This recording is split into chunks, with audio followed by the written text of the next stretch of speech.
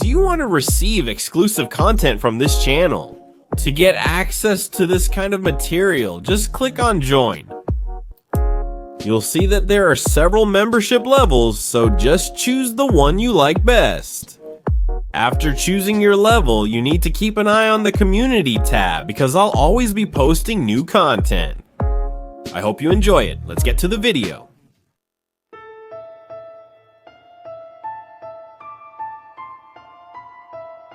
Leo Augusto, how are you? I'm Arthur Lopes, and this story happened in mid-2015. When I was 11 years old, my family and I had moved to a house that my father built in the neighboring city. I never liked that house because strange things were always happening. Like objects that disappeared for no reason, strange sounds of people moaning, screaming, or walking around the house when no one was there.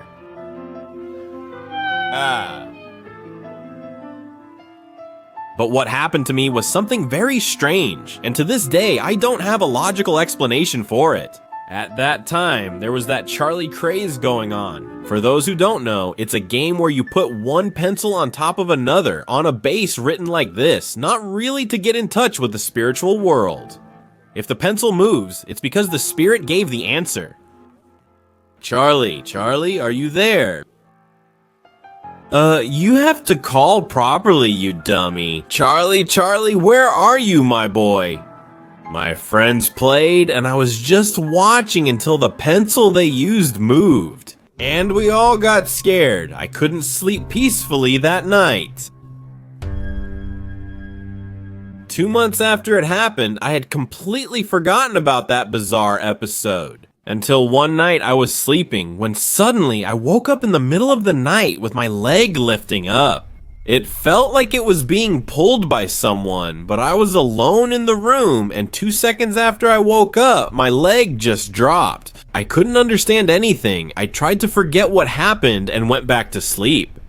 The next morning I found a kitchen chair inside my room, right in front of my bed. No one could have entered and placed that object since I always locked my room from the inside before sleeping. There was no way anyone in my family could have done that. So I started to get even more confused, and after a while trying to solve this mystery, I realized that it could have been some kind of supernatural manifestation that did it.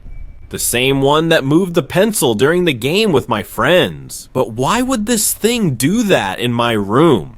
I didn't play that day, I just watched. It was meant to scare the others, not me. Unless they called this Charlie and he ended up getting stuck in my house. Oh, damn it. I asked my parents about the chair and they didn't know anything. Actually, they didn't even notice it was missing from the kitchen. As the years went by, objects kept mysteriously appearing in my room. In fact, there came a time when my parents started to think I was sleepwalking and doing it myself. They didn't believe it could be something done by a spirit or anything like that. Funny thing is, one night I slept in my parents' room and as usual locked my bedroom door, from the outside this time.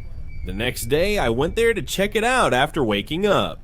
On top of my bed was something I hadn't seen in a long time, a toy I had lost in my childhood. Who could have put that there?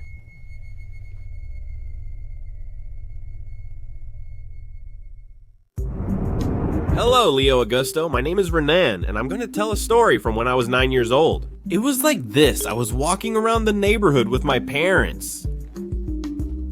Until I saw an ice cream shop. I was dying to eat that cold treat. I remember I got 1 scoop of each that day, making a mountain. I poured syrup on top, granola, everything I could, and swallowed it in less than a minute. My God, that was delicious. Oh, my stomach is bursting. My parents were shocked by how much I ate. When we were going home, I started to feel sick and fainted. I didn't know what had happened to me. When I woke up, I was already in the hospital. By then, my parents already knew what had happened to me. The doctor said I had an infection because of something I ate. Unluckily for me, this hospital was known for being haunted because it used to be a psychiatric center and someone died there. They say people hear strange noises in the hallways, and souls are always wandering around there.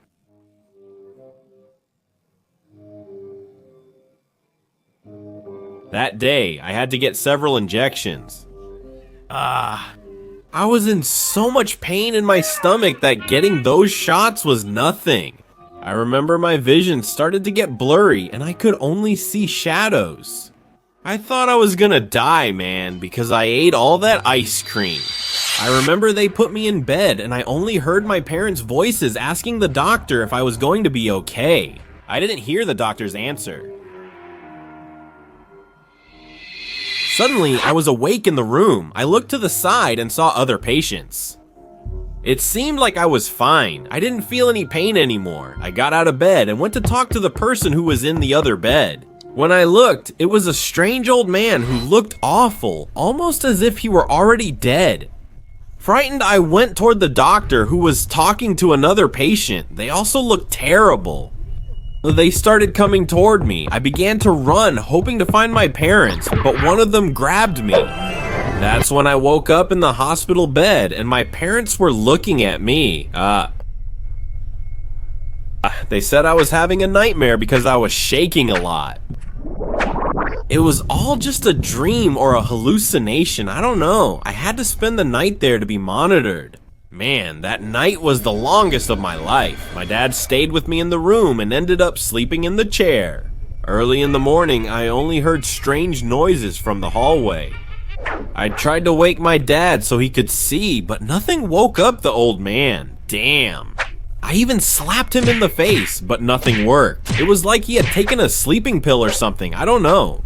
Since it was only us in the room, I blocked the door with another chair to keep anything bad out. Right after that, the doorknob started shaking frantically. Someone was trying to get in.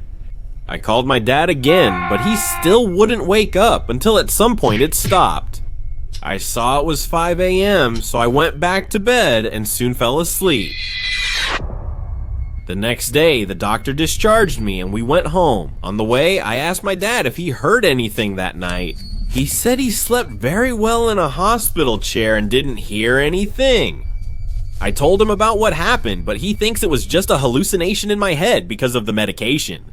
I don't know what happened that day, man, but it was really bizarre.